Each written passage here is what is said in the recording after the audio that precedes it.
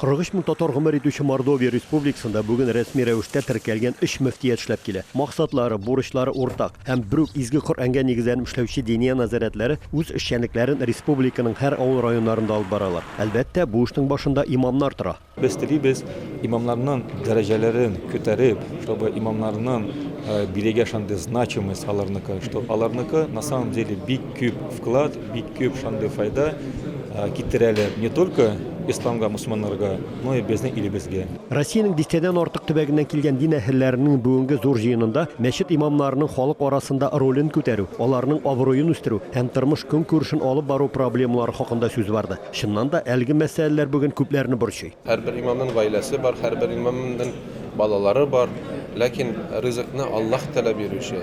Әгәр дә ихлас күңел белән имам кеше үз урнысында, үзенең авылында, үзенең районында, шәһәрендә эшен алып барса, иншалла Аллаһ Тәала ризыгын бирәячәктер. Бүгенге чараның төп темасы Россиядә ислам үсешендә имамнарның роле дип билгеләнгән. Дин белән фән бер-берсеннән ерак торсалар да, оештыручылар аны фәнни-гамәли конференция дип атаганнар. Дин ул бөтен тормышта булырга тиеш, бөтен урыннарда булырга тиеш. Инде фәнни рәвеш белән, фән белән без инде бу дөньяда яшибез. Аллаһ Тәаланың әмерләрен үтәп, кешеләргә, халыкларның үзләренең хаҗәтләрен үтәп, дөньяда яхшы гына дин белән яшәргә өчен Аллаһның икесенең бәйләве кирәк. Замана белән бергә кешеләр дә үзгәрә, мөнәсәбәтләр яңара. Яшәеш имамнар алдына яңа максатлар, яңа бурычлар куя. Бүгенге чарада катнашучы Бардвил Виссам Али Берләшкән Гарәп әмирлекләреннән Мәскәүгә хирург һөнәрен алу өчен укырга килә һәм Россиядә кала. Карелиядә табиб булып эшләгәндә 15 ел дәвамында мөфти вазифаларында алып бара. Аның фикеренчә, бүгенге имамнарда дини белем белән бергә дөньяви белем дә булырга тиеш. Конечно, базой, самое основное, это религиозное знание. Это, конечно, нужно.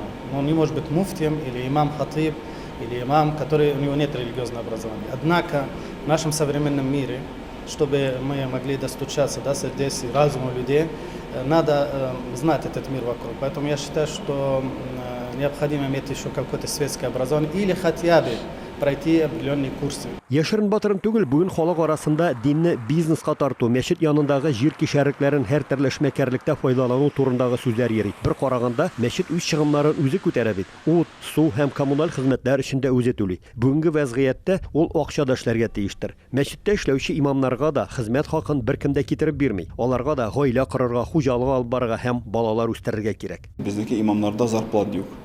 Зарплат юк, ну Аллаһка шөкер, без мәчетләрне кайгыртабыз, мәчетләрдә эшлибез, имамлыкны алып барабыз, Алла ризалыгы өчен. Ну, хөкүмәт ягыннан да көтәбез ярдәм. Элегелектән татар авылларында имамнар, совет елларында исә мәктәп укытучылары авылда иң хөрмәтле һәм ихтирамга лаеклы кешеләр булган. Ләкин узган гасыр азагында ил күләм үзгәрешләр бу җылы мөнәсәбәтләрдә дә эзсез узмады. Статус имама, он всегда был высокий. Безусловно, этот статус он не изменился, но есть некие такие деструктивные силы, для которых важно и значимо вообще принизить в целом роль мечети, роль духовного управления, роль имамов, роль муфтиев, с тем, чтобы им легче было вести свою именно политику, да, свою разрушительную политику. Конференциядә катнашучылар бүген мәчетләрдә сөйләнә торган вәгазьләр, аларның нинди телдә алып барылуы һәм мәчетләргә йөрүчеләрнең аз булуы хакында да борчылып чыгыш ясадылар. Җомага күп кеше киләләр. Ягъни мәсәлән, Умиверал мәчетенә бер 15 мең кеше килә. Ayet günlerinde bir 50 bin kişi gelen. Velakin kalıpka göresinde elhamdülillah bizim kardeşlerimiz Kafkas'dan inkübüse, anlarsın Tajikistan'dan, Uzbekistan'dan, Kırgızistan'dan ama Tatar halkı aziri. Илебезнең иң ерак ноктасы Приморье краеннан килгән Җамал хәзрәт бу төбәктәге татар тормышы белән таныштырды. 5 мәхәллә бар, 3 мәхәллә үз эшләрен диния назарына кирмичә эшлиләр. Аллаһка шөкер, 3 мәсҗид бар. Мәсҗидләрдә 5 молельный комната дип әйтик, молельный домлар бар. Җәмәгать күп җыела җомга намазларына, 1000-нан артык кеше җыелалар, дәресләр укытыла. Имамнарның зур җыенында катнашучылар хәрби частьларда һәм уку йортларында намаз уку бүлмәләре булдыру һәм аларга имамнар вазифасын башкаручыларны даими эшкә урнаштыру үтенече белән Россия оборона министрлыгына мөрәҗәгать итәргә кирәк дигән карар кабул ителде. Мондый башлангыч берничә ел элек Сызран шәһәре хәрби уку йортларына кертелде дә инде. Мордовиядан һәм Сызран шәһәреннән Рамис Сафин, татарлар.